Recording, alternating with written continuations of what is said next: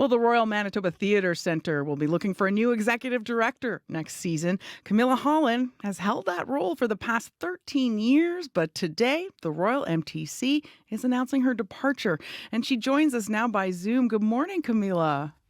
Good morning, Emily. It feels very real when you say it like that. I know, I bet, right? That's quite an adjustment after you've been in that role for so long. Why are you leaving? Absolutely.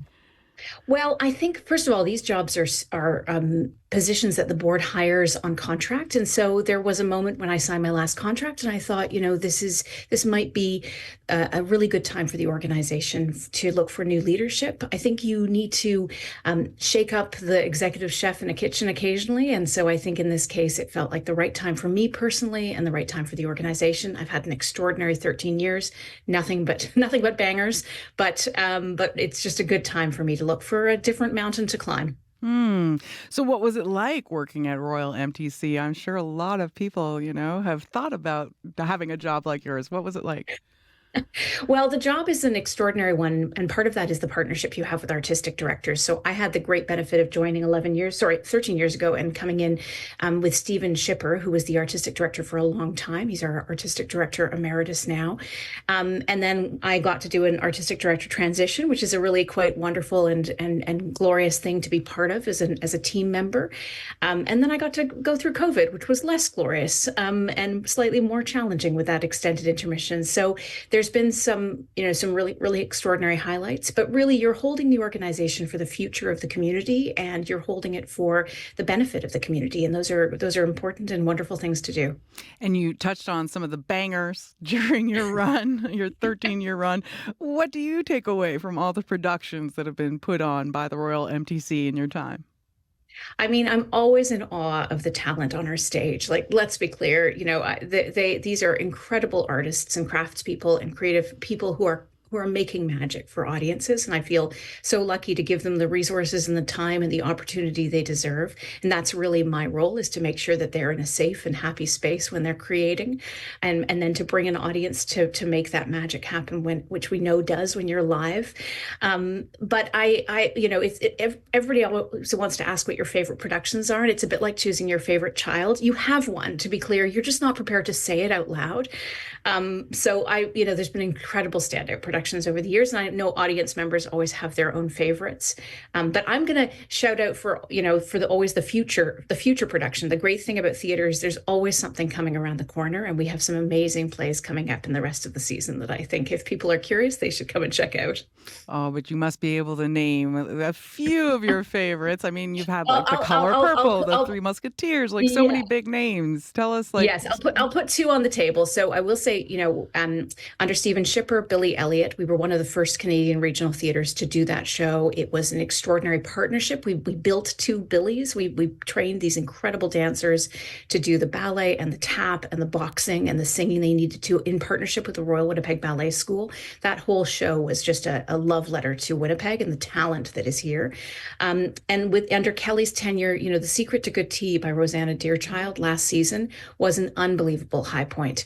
A real kind of act of incredible truth telling on our stage by Rosanna in her playwriting debut, but also just an incredible act of reconciliation for our settler audience members. And so those two are really the really huge highlights that I'll hold with me. and of course, you can hear Rosanna Deerchild here on CBC Radio. She's the host of You can. I mean, Unreserved. she's got an extraordinary career as a storyteller, but this was her first play, and we were unbelievably proud to bring it to its fruition as a world premiere. And I'm not going to overshare, but I think it's going to get productions across Canada. It's a really beautiful piece of work. So we've been hearing this morning and from your colleagues that your work has gone far beyond the Royal MTC, that you advocate for arts locally, provincially, federally. Tell us about that.